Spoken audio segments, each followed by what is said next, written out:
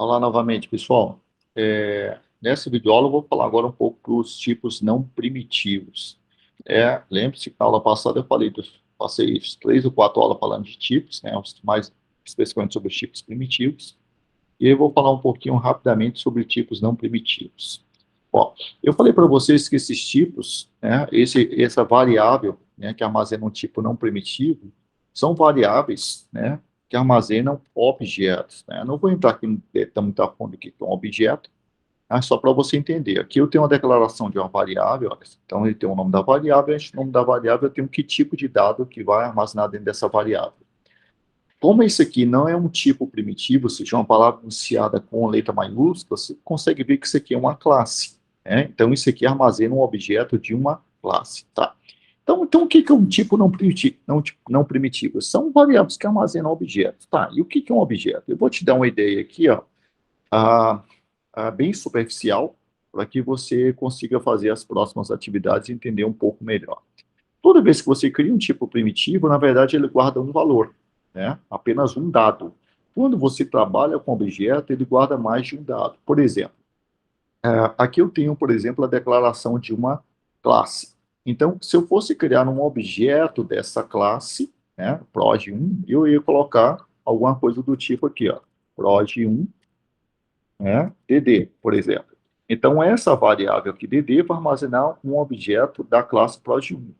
E a minha construção da minha classe proj1 ó, tem 3 variáveis aqui dentro, 3 variáveis do tipo primitivo. Então, através dessa variável aqui, através do objeto dessa variável, eu consigo acessar esses 3 valores primitivos aqui. Então, na prática, funcionaria assim. Ó. Se eu quisesse, uma vez que eu crio um objeto, né, e a gente cria usando essa palavra reservada new, então eu poderia fazer alguma coisa do tipo aqui, ó.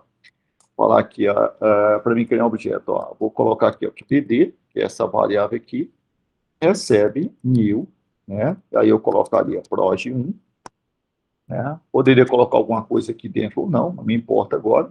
E aí eu criaria uma variável dessa, essa variável apontaria para um objeto dessa classe. Como essa classe aqui, ela tem esses 3 atributos, x, y e z, x do tipo int, y do tipo float, z do tipo char, e eu poderia acessar esses dados dessa forma. Por exemplo, ó, dd, né, ponto, x recebe 4, por exemplo, né? Já que x é uma variável que tem aqui. Essas variáveis do objeto, da classe, são chamadas de atributos, né? Então, eu consigo acessar dessa forma. Então, por enquanto, você pode entender que variável do tipo de referência, ou seja, variável de objeto, que é o caso aqui de nome para string, é uma variável que me dá acesso a mais de um tipo de dado, enquanto que a variável de primitivo ele só me dá acesso àquele valor.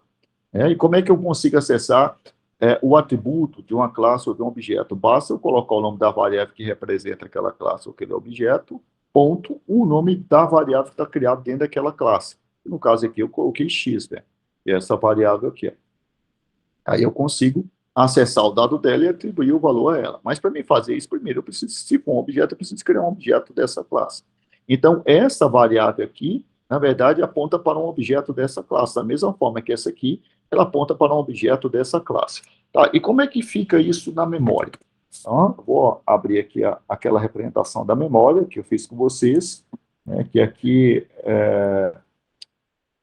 representa a área do RIP, aqui representa a área da PID, e aqui representa a área da memória.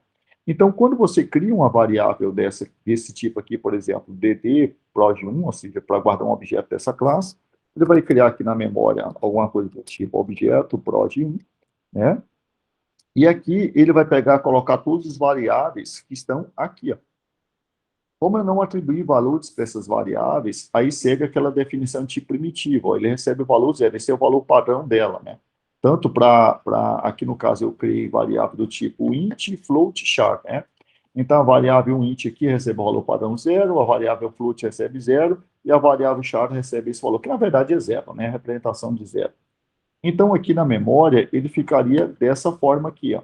Então, é que ele criaria o objeto x, que recebe o valor zero, já que eu não atribuí valor para ela, a variável y, que também recebe o valor zero, e a variável z, que também vai receber o valor zero, né? Então, esse objeto aqui está nessa posição de memória x1. Como eu estou criando essa variável aqui dentro do método, então ela passa a ser uma variável local aqui, ó. Eu criei essa variável, então eu vou criar a variável aqui, ó, dentro da pilha, dd, e ela aponta para A11, que é onde estão essas variáveis aqui do objeto. E quando eu vou acessar aqui, ó, quando eu coloco dd.x, então dd, na verdade, eu não tenho um valor, dd tem um endereço de memória. Então, aqui dd, quando eu coloco dd, eu automaticamente acesso essa posição de memória e lá eu acho x, ó, esse x aqui. E aí, quando eu faço cdx recebe 4, na verdade, eu estou vindo aqui alterando esse valor aqui para 4. Tá bom, pessoal? Então, a videoaula era isso para explicar melhor o que seria um objeto do tipo não primitivo, né? Ou seja, são variáveis o que são variáveis do tipo não primitivo? São variáveis que armazenam um objeto de quem? Da classe que está antes aqui. Então, no caso aqui, nome vai armazenar um objeto da classe string. ed vai armazenar um objeto da classe proj1. E aí eu mostrei para você que através de qual a diferença de um objeto para um tipo primitivo, né? Através de um objeto, uma variável tipo objeto, você consegue acessar vários tipos de dados, né? Já que depende dos tipos de dados que está dentro de uma classe. E todo objeto, pessoal, ele é sempre criado na área de memória RIP, né? E todo tipo primitivo é criado dentro da área de memória, não, todo tipo primitivo que seja criado dentro do método é armazenado dentro da pilha, né? E todo objeto que se cria no sistema, seja ele de variável criado para ser armazenado a partir de uma variável local ou criado através de atributo, todo objeto sempre é criado na memória, área de memória RIP. Bom, pessoal, era isso. Até a nossa próxima videoaula.